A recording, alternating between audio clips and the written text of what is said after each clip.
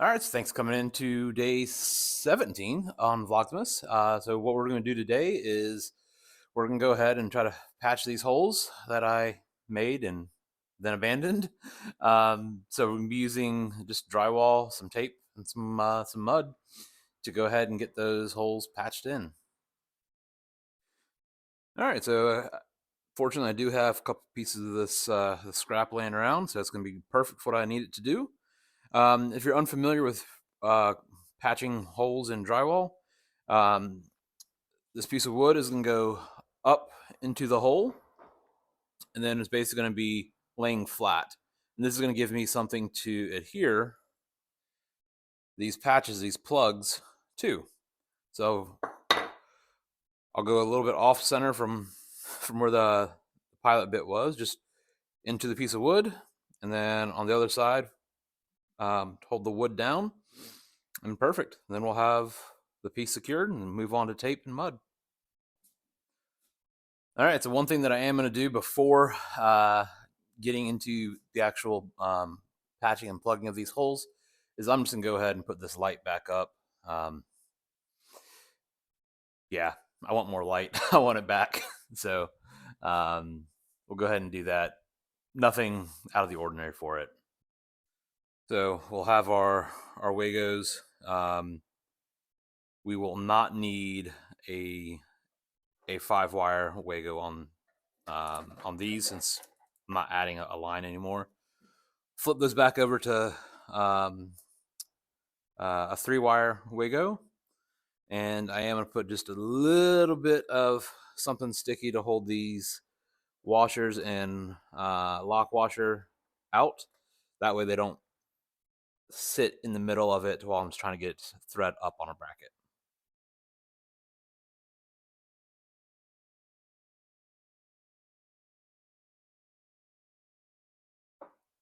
All right. I'm not sure if you're able to see the actual drop of it, but there's just a fine amount. Just that covers the edge of the washer, edge of the lock washer, and then on the head. And because I have made the mistake and I've gotten glue on myself before, use the Allen head or the Allen wrench.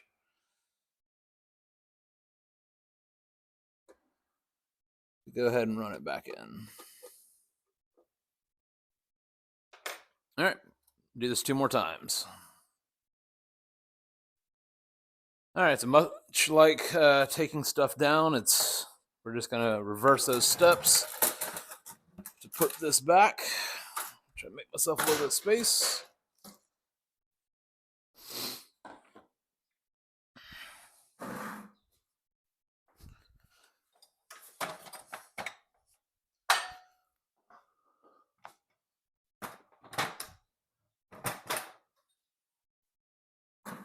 All right. Good news is, with the lights actually on, when I kill the breaker, lights go off, and it's pretty obvious which, if I got the right breaker and there's no more power. But just in case, and we're good. All right, that's one.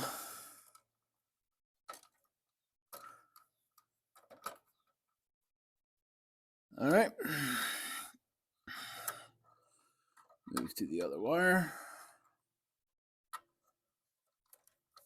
Come on.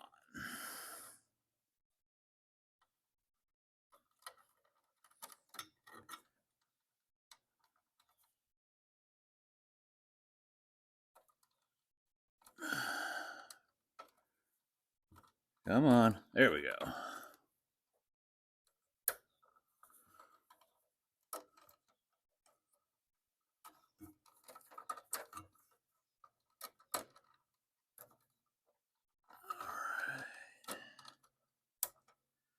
All right, last one is the ground.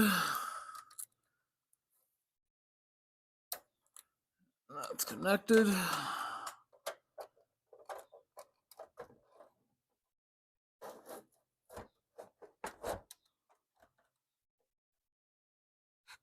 Looks like it is on all four parts of the bracket. And it is. All right.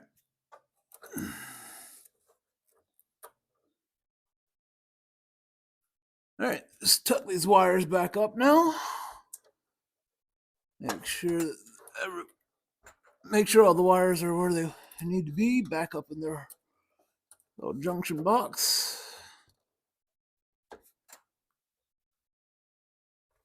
Sweet.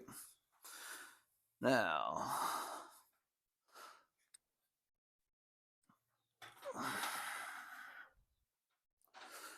take our Allen wrench again, and we just tighten up these bolts.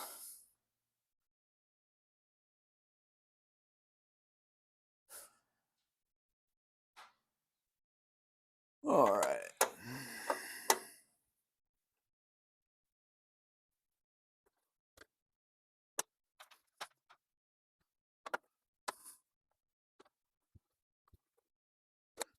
That's 2, 3, and 4th bracket up. Or 4th screw. Bolt. These bolts, 4 bolt. All right. Well, let's see if my hubris was necessary or not. So, tighten the bracket back, and now I'm about to flip the breaker back on. Typically, if I don't check something and just go ahead and finish buttoning everything up, that's when I have the issues. Let's see if I got it right. Both lights are on. All right, not much to it.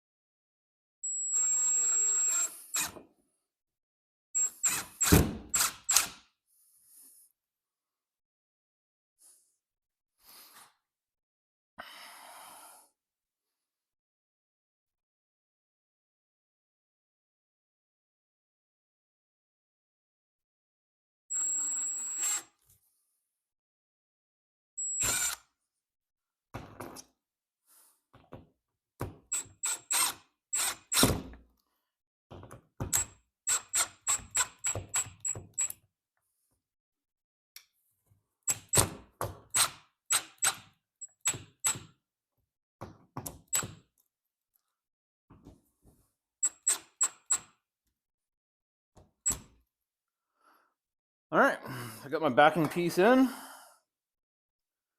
Only got a little bit dirty so far. And then our last piece of this is going to be attaching this around. I'm actually going to start the screw not above my head.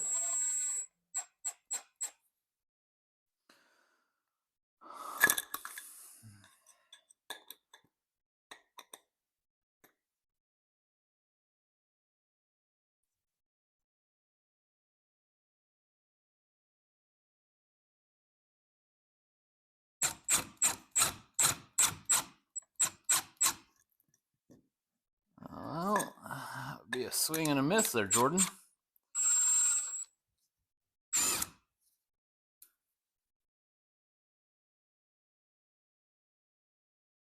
All right, take 2.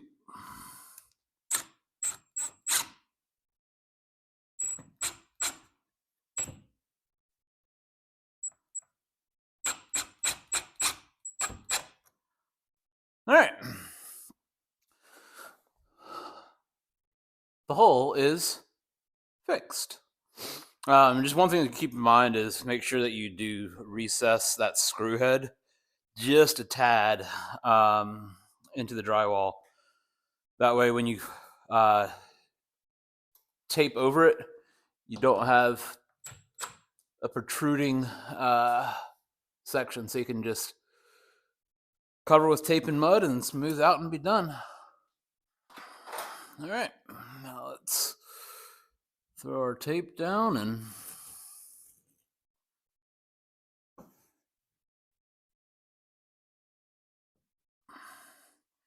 And then remember that I can't tear this stuff with my hands.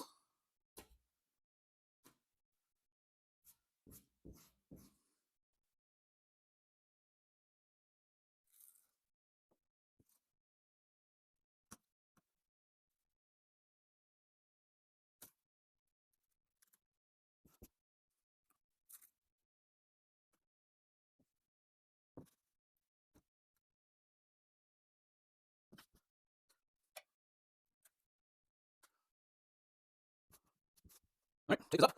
Last step is just mud it.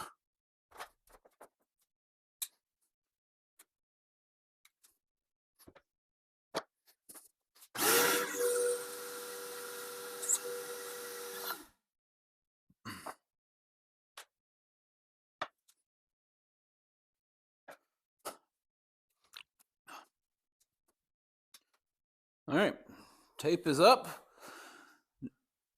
Last step is just to mud it. All right, so there's no sense in me showing you the exact same thing for two other holes.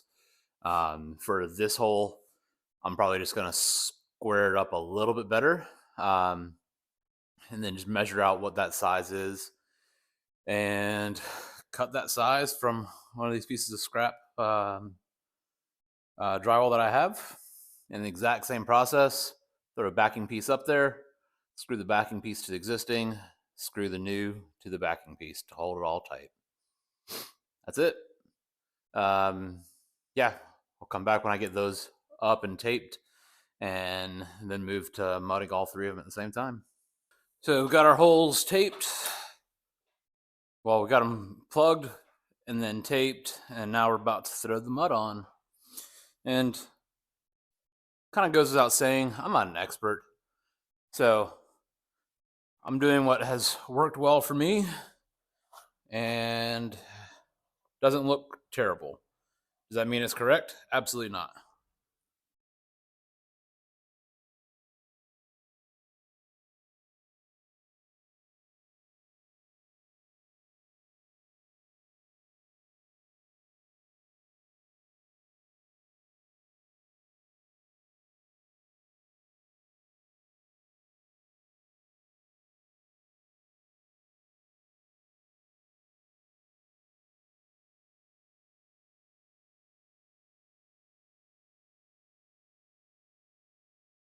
And at this stage, I'm not trying to make everything super awesome. I'm just trying to get the first coat on.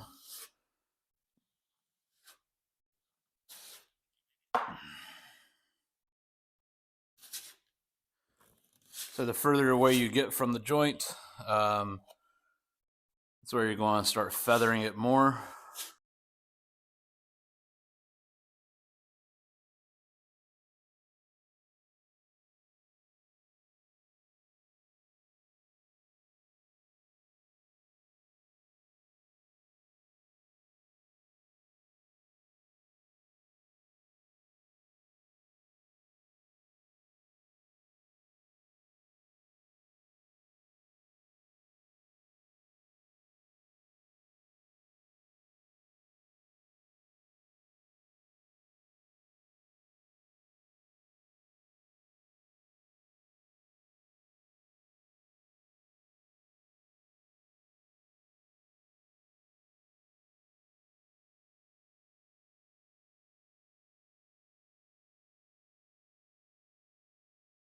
So it might not be the easiest to see, but um, again, I'm trying to have most uh, of the mud on where the patch actually is, um, and then as I get further away, increase the pressure on the blade on the spatula to help take off uh, excess and smooth it back down to its surrounding areas.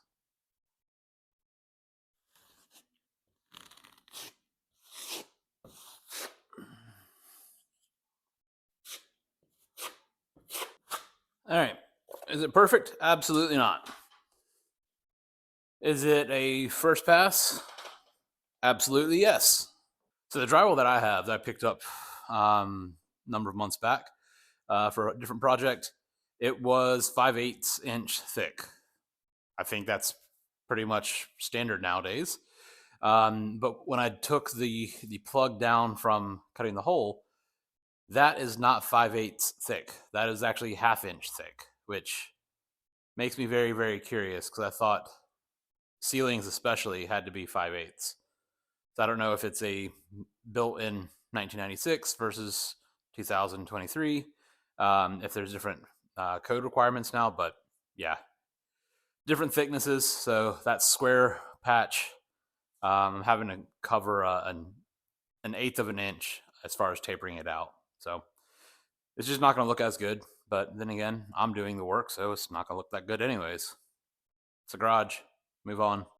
All right, so this is where we are at the end of the first coat of mud on the holes. Holes are largely covered. You can still see the tape a little bit through that coat. I'm not sure if it'll come out on camera or not, but you can definitely see it with the naked eye. But I'll let it go ahead and tack up or dry rather. And then after it dries, probably tomorrow, I'll go ahead and throw another light skim coat over top to help fill in some of those gaps. And should be it. Should be it for this little project. Won't show stuff tomorrow, but it's a lot of the same of what we just did. I'm gonna thin out the mud a little bit for tomorrow's coats to help make it a little bit thinner, just to fill in those gaps. I don't want to add thickness. I just want to fill in some voids. Anyways, that's all I got for today. So thanks for coming in to day 17.